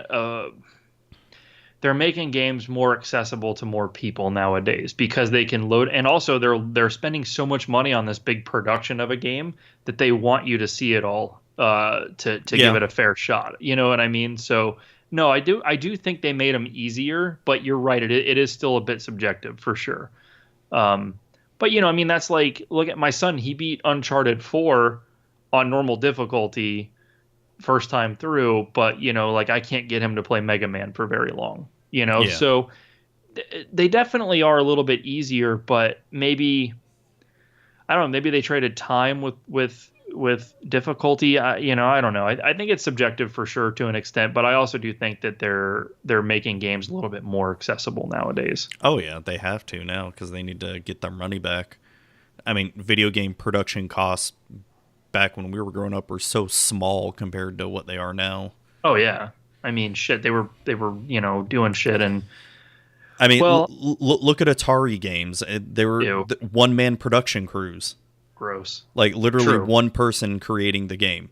Well, even people making homebrew shit now, you can have one dude doing it for a 16-bit era game or an 8-bit era game. Absolutely. Well, no, I'm just talking about back then. I mean, compared to what AAA titles like we'll look at a title like Super Mario Brothers. How many people were on that team compared to the Mario Odyssey production? Oh my God, yeah, no. You're looking at a handful of people versus hundreds of people. Like maybe we'll say, I'll be very generous, 10 to 15 people making Mario Brothers compared to Mario Odyssey. Yeah, that sounds about right to me. Yeah, if that even. No, that's true. That's a really good point. But so something interesting is like a bunch of homebrew stuff has been coming out on the Dreamcast. Yeah. But everybody's bitching that it's all 2D stuff. It's like, shoot 'em ups and platformers and shit. And it's like, yeah, so you're probably never going to see a 3D game released on the Dreamcast because it literally took a team of like 100 people to do that. You have people that have to design, that all they do is design characters, and you have people that digitize those characters. Then you have to do people that do level design. Like to ask one person to do it, it'd probably take them like 20 years to make a 3D game, even on something as old as the Dreamcast. So, that's something to keep in mind too. The more complex definitely the games get, the more people it takes. So, but yeah, Matt, this next one here really surprises me with you. The question is Mega Man versus Mega Man X. Which do you prefer? Now, I've already alluded to that I prefer the X series, but so do you? Yeah, and it was what I talked about earlier was the Mega Man X games feel more fun because of collecting power-ups and heart tanks and energy tanks and all that. And compared to the original Mega Mans where I mean, I still love the shit out of them. They're still really fun. It's just X. If I had to choose, like, if we're going on a desert island, if I had to choose between, Mega Man 4 or Mega Man X2, I'd probably choose X2. Really? Yeah. I would for sure, but I really didn't expect you to do that because you're such a hardcore like Mega Man 8-bit guy and all that. Oh yeah. I still am. But if we're talking about fun factor, yeah, the X games are more fun than I would agree with that. The original Mega Mans. I agree with that. Okay. All right. I just thought that was pretty interesting. Yeah. So Matt, who is your favorite Mega Man character? Well, I briefly mentioned him once earlier, and that's Proto Man, who I think makes his first appearance in Mega Man 3, I want to say. Okay. I'm not sure. And I don't know. He just looks like your typical fucking badass. And I remember him in the cartoon. He was always, Mega Man's nemesis. Like, well, excuse me, princess, and type shit like that. Yeah, shit. That's true. I forgot about that. How'd that go again, Matt? What? Excuse me, princess. Yeah, for Legend of Zelda. Yeah, he first appeared in Mega Man 3, and he was a bad guy, and then eventually in the later series he becomes good. So, what's yours? So is it because of the game, or is it because of the cartoon then? Oh, it's mainly because of the game, because he's badass looking. Yeah, Look at him. Is. No, I know. He's like a fucking badass. So my favorite, I kind of touched on this too. My favorite is Zero, because I wish I could play as Zero in every single fucking Mega Man game. Oh, dude, when I first saw him in Mega Man X as a kid, I'm like, I want to play him. Fuck Mega Man. I know. His bitch ass blaster hand. And dude, I was so happy that you could play him in Mega Man X3. I was like, I was ecstatic as a kid playing him in X3. Yeah. I actually have never played X3, so I didn't even know that you could do that in X3. So that's badass. Person. I'm sorry, I failed you on that. Let's see, Mega Man X3 Zero. Let's see. You could play as Zero in that game, and he was fucking badass. I mean, by that time, even because the way Mega Man's powers were leveled up and 3, I mean, even Mega Man was super badass, but I mean, come on, you play as Zero and he had the fucking sword too. Sword, man, the sword. Okay, I'm looking at X3. It looks like awesome. I'm not sure why I haven't played this. Yeah, it's definitely one of the, I would say it's one of the harder Mega Man X games. I mean, definitely harder than X1 and 2, at least in my opinion with it. But so harder than regular Mega Man X. Maybe I don't think Mega Man X is that hard because I've just like played it so much. Yeah, I mean, no, I see what you mean there, but I just remember X3 being pretty hard. Let's see. Man Cave is saying that he wanted to play him as soon as he saw him in X2, same as you. Yeah. I had the same thought. I'm like, wait, what? Who is this? Yep. Cool. Well, Matt, we have something else we need to get into, and that is we need to talk about the elephant in the room that you want to murder, and that is Mighty Number 9.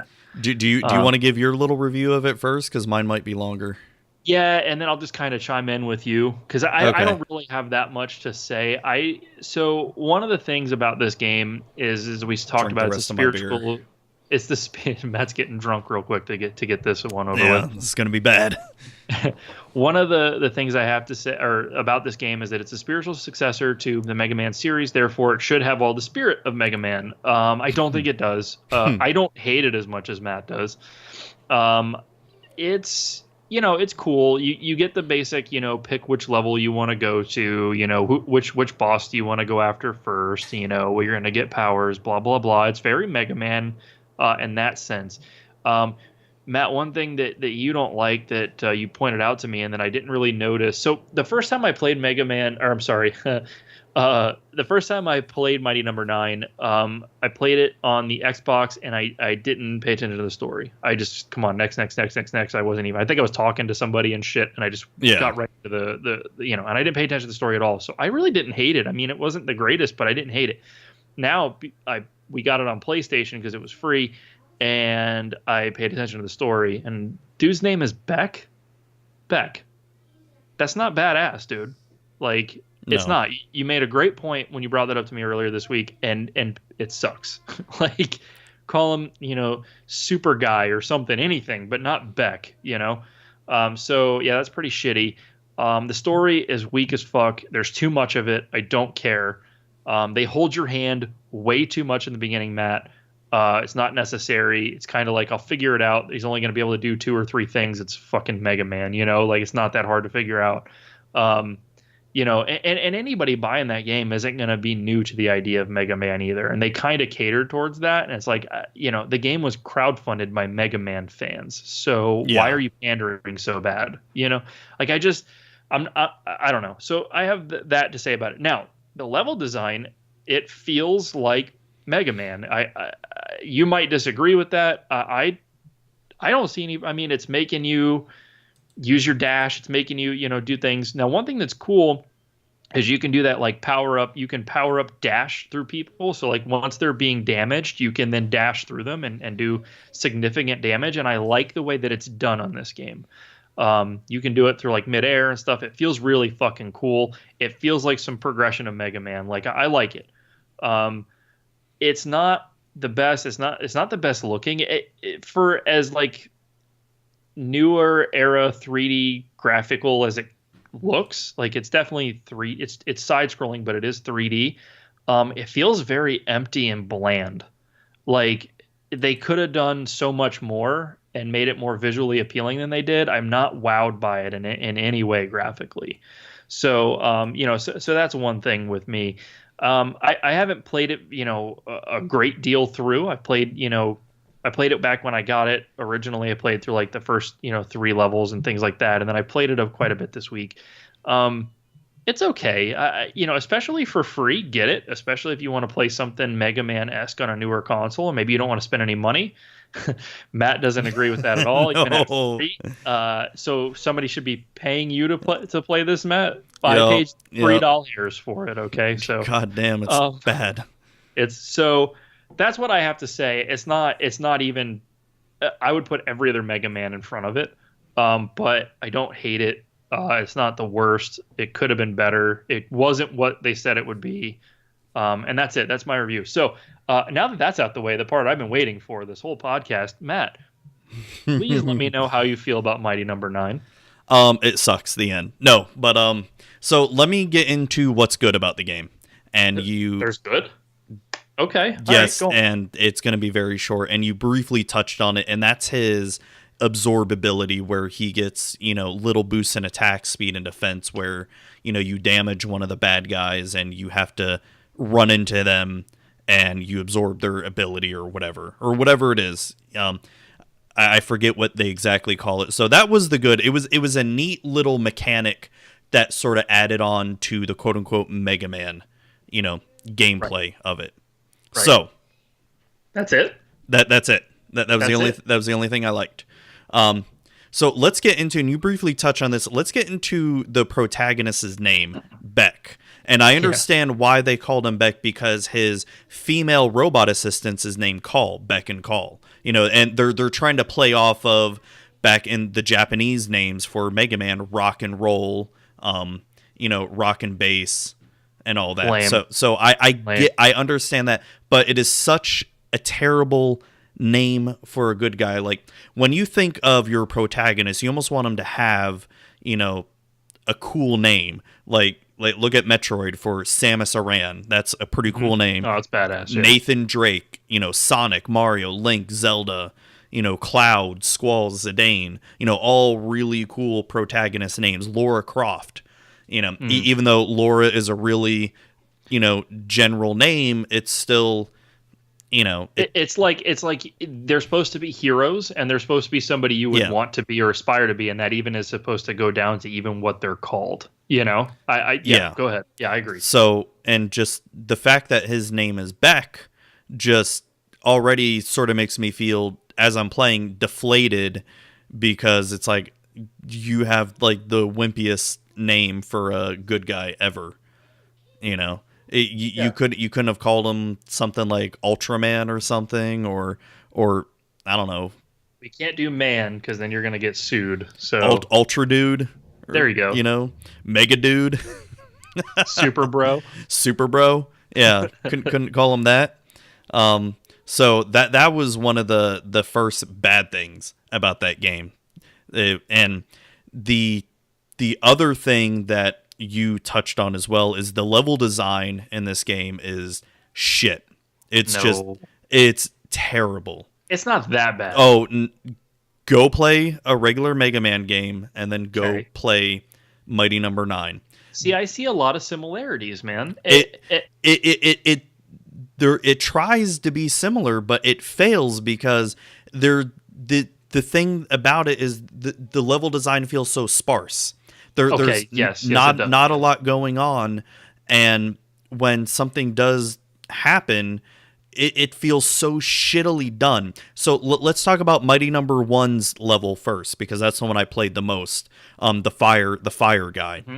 Yep.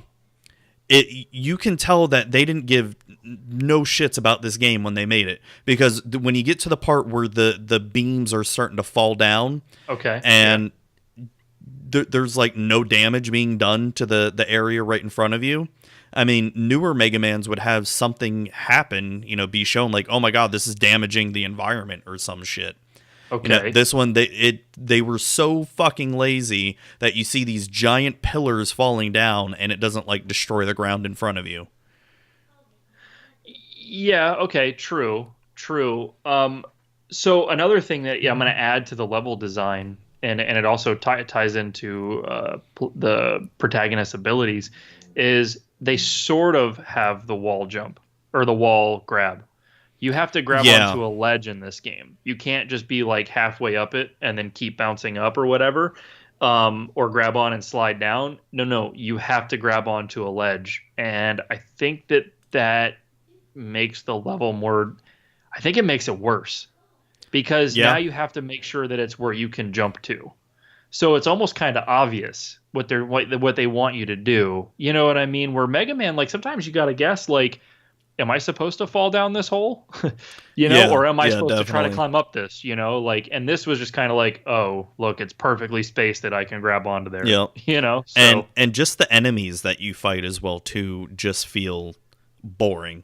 Like nothing imaginative about it. Nothing cool looking. Like the design of the enemies all feel so plain and boring. Like they didn't give two shits about it. I just feel like playing this game, I just feel like they didn't care about this game. They just wanted their Kickstarter money and come out with a shitty ass game and just say, all right, well, we got our money. We got our money's worth. Could it possibly be, Matt, something that we touched on a few minutes ago, like that there wasn't a lot of people working on this and it's very hard to make a modern game? Do you think that maybe that plays a factor in it, that they maybe weren't counting on? It's very possible. It's and like we mentioned earlier, where if you look at the early videos of Mighty Number 9, the game looks way better than what we got. It does. Yes, that's very true. And it's, I don't know. That's another big negative about the game is the level design. And let's talk about the bosses as well too. So when you're fighting a boss, you will get him down to a certain health level, and then he won't go down any further until you have to absorb him or some shit. You have to sort of dash into them. That is, to me, that just feels like such a terrible mechanic and such an easy way for you to just die easier. Mm-hmm. In it. And when I was playing that intro level and you fight that boss at the very end, it took me forever to kill him because I had no idea what the hell to do. It's like I'm just shooting him, and then like, well, why does the health stop? And then I have to absorb. I didn't find that out until like 10 minutes into fighting him. For a game that holds your hand at the very beginning as much as it does, they really just kind of threw you to figuring it out at that point. I agree. Yeah, and it's not bad that you have to figure it out, but there's just no easy indication that that's what you had to do. Right. You know, yeah, absolutely.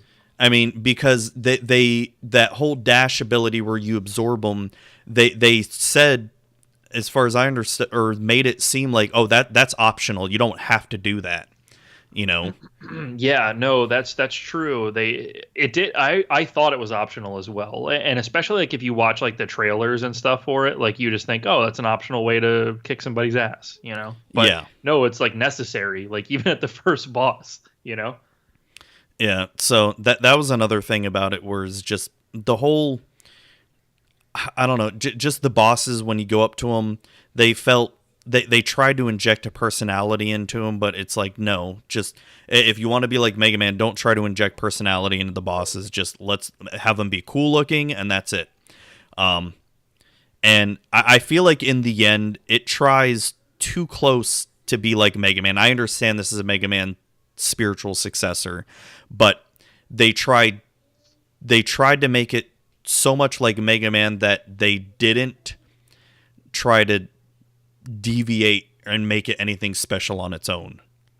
I could see that, and I agree with you on that. Yeah. And it's I just think overall it's such a disappointment because even though I never bought it when it first came out, but I was following that Kickstarter for a long time and I was excited about it. And then when it finally came out, you know, I was reading the reviews, watching videos of it, and I'm just like, instantly, even though I haven't played it until now, it looked like shit. It's so disappointing that this comes from the creator of Mega Man, and this is what he makes. He got all this money from Kickstarter. Maybe he should have just did something completely new and different. Yeah, and it's I don't know. It's so frustrating because I wanted this to succeed. You know, I really wanted this to succeed and make. Because at the time, you know, Capcom was pretty much all but done with Mega Man. We had no notion that they were going to make Mega Man 11 or do anything else with Mega Man. And so we were thinking, okay, cool. So this is going to be it. This is how Mega Man's going to survive, is through Mighty Number 9. And then this is what we get. This is such a piece of shit. and well, I'm frustrated about it because it's like, this is it? Really? So what I gotta say, Matt, is that one, I'm proud of you, because not that you need my praise, but you before ever playing this game, you were pissed off about it. You were pissed because you saw what was promised and what was delivered. You didn't even want to play it. I couldn't get you to play it. You certainly weren't going to spend money on it. Hell no. We decided we were going to do a Mega Man episode, and it was going to be free. And you did it, and I really expected you to kind of just like not really even give it that much of a try, and you really did. Like every time that I will admit I only played it like 3 times over the week, and I didn't get that far at all because I was getting so pissed off at it. I'm like, this is just fucking terrible. It's such stupid design, such stupid fucking bullshit. You were texting me and shit too as you were hating on it too. That was pretty funny. Like some of the decisions in the design of the levels are like, really, this is stupid. All right, and it was boring. That was another thing. Like, it wasn't exciting to play the game at all. Like none of the levels felt exciting. They all felt barren and empty, and then every fucking level has that little midway stopping point where you got to defeat a bunch of shit, and I'm like, this is stupid. Why? And that's just filler. That's difficulty for the sake of lack of interesting shit right there for sure. So anytime you hate on this or Mighty Number 9 comes up or whatever, I will totally now officially accept your opinion on it. Before I'd roll my eyes and be a dick, but I feel like you gave it a fair shot.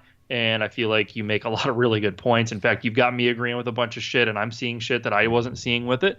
So, you are officially allowed VCR Gaming stamp of approval to hate Mighty Number 9. So yeah, and I've already deleted the game too off my PS4. Deleted it already? I'm not gonna go back and play that game. It's so bad. Wow. I'll play a real game. I'm just gonna, so you can get these games for like crazy dirt cheap on eBay. I'm just gonna buy like a lot of like 100 of them and have it shipped to your house. Well, then you need to come over because we're gonna have an epic bonfire then. I'm gonna have them like, so it's like every day another one arrives at your door. That would be the shit. Oh my god! Don't. Please, I might. no. I just might. I want to see how much Mighty Number 9 even sells for. It's cheap, but there was a time where they were auctioning a shitload of them off, by the lot. I don't think they're doing that anymore, but it was there. Let's see. So it's selling for anywhere from like $8 to $12. That's still actually higher than I thought it would be. That's way too expensive. It is. I agree, especially since it was free this month. Yeah, so that is way too expensive. I mean, even when I bought it on Xbox, it was like one of those like super duper marked down, like just get it out of the store. I think I paid like $4 or $5 for it. So to pay $8 to $12 is kind of stupid. Yeah, probably most of that's shipping, anyways, because they do say free ship. It's probably like so at $8.35 free ship, it's probably actually only like $2 you're paying for it. God. Okay, so one thing that we did forget to touch on that I think we should probably mention, we can't complete the episode totally without mentioning Mega Maker. Oh, yeah, that's right. So Mega Maker is obviously not officially licensed. How the fuck it's not been shut down yet? It's been out for well over a year. Yeah, I know. And they have updates and shit. It's not as popular as it was. There's not a lot of new levels showing up online. I have dabbled with it here or there in the past couple weeks. But really cool. If you liked Mario Maker and shit like that, it's very much like that. It's very easy to use. I think it's extremely well done. You would think Capcom fucking produced the thing. Like, yeah, it's surprisingly really well done. Yeah. Check it out. It's totally free. Just Google Mega Maker. And it's badass, but I just wanted to bring it up and let people know that that's out there. You play it on the PC. You don't need shit for hardware to run it. You can run it on any PC. I would be willing to bet it doesn't need much. And if you want to play some awesome Mega Man levels that other people have created, heck, even the stuff that's like comes with it, like the demo levels they're pretty fucking good, man. Yeah, so, I agree with that. Check it out. Could be cool. I just want to bring that out. I felt like we left that out there, and yeah. So, Matt, what else? Anything else on this mega episode? No, that's about it. And we touched on pretty much everything. I think so. I can't wait for Mega Man 11. I'm so excited about that. Yes, that's going to be a day one purchase for me for sure. I don't know about day one, but I'm gonna grab it. I'm gonna grab it as well. We'll chime in. Maybe we'll do like a little review of it or something on the show. Yeah, I think it deserves that. We'll see if Capcom, whoever they have developing that game now, does a better job than the actual creator did with Mighty Number 9. We'll see. Could be interesting. Oh, do we want to mention our new little kind of series that we're planning on trying to do? Yes, please go for it. So, Matt and I were talking about this, and we are going to be doing a versus series where he and I go head to head at some old school. They're going to be more arcadey type games because those are going to be easier to judge, like who's better at them, because high scores and everything. So exactly. So we're going to be streaming that live and then uploading those to the YouTube channel as well too. Yep. Our first game that we're going to do is Donkey Kong still. Yeah, well, that's fine. I hate that game. In memory of our favorite person, Billy Mitchell. We're going to refer to him as he who should not be named anymore. He's the Voldemort of He's Voldemort of VCR gaming, yeah. Yeah. So that's going to be something we're going to do. We're going to try to do it once a month at least. And we have the whole setup going, and it's going to be pretty ghetto, but we've got it figured out. We've got it. It works. It works for what it does. But I want us to be doing like a whole bunch of arcade games. We could do Galaga, Pac-Man. Then we could get into some NES type games. We are limited, like Rad Racer or some shit. Yep, we are kind of limited to the older stuff because of technology and streaming. Like we really are very much hacking this to make this happen. But you will see both of us playing at the same time and our faces. So it's gonna be pretty cool. So tune in. We'll send some tweets and some instas out and stuff like that. We're gonna do one this week, right, Matt? Yeah, we can do it. Try to do it. When do you want to do it? Thursday, maybe. Something like that. That ought to be good. Wednesday, Thursday, somewhere in that neighborhood. Yeah. Middle to late week. We'll throw it out there before we do it. You guys stop by, check it out. It should be a lot of fun. We're gonna do a lot of shit talking. It's gonna be terrible because we're both terrible at Donkey Kong. Yeah, it's goddamn. I hate that game, but it'll be fun. so yeah, good stuff. So yeah, definitely come by and check it out, and we'll be sure to tweet it up as well too. But by the time this episode comes out on audio form, it'd already be done and over with, so you missed out, audio people. But you can check out the video on YouTube, so there will be that at least. Well, actually, why don't we do this Thursday night then? Because then everybody can hear it because it comes out Thursday morning. Oh, that's true. Yeah, we can do it Thursday night then. All right, so tune in Thursday night, same day the podcast comes out, audio people, you slackers, and and check us out. It should be a lot of fun. Yeah, definitely. So anything else before we get going here? I'm good, man. I think we covered all the bases that we had at least planned for, so I think we're good. All right, awesome. So where can people find you at?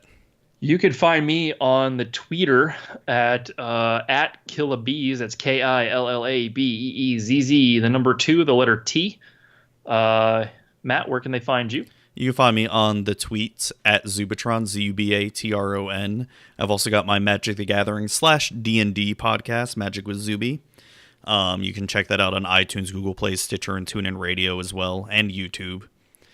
And then you can also find VCR Gaming on Twitter at VCR Gaming, on Instagram at VCR Gaming, on Facebook /VCR Gaming, facebook.com/VCR Gaming. Our email is vcrgamingpodcast@gmail.com.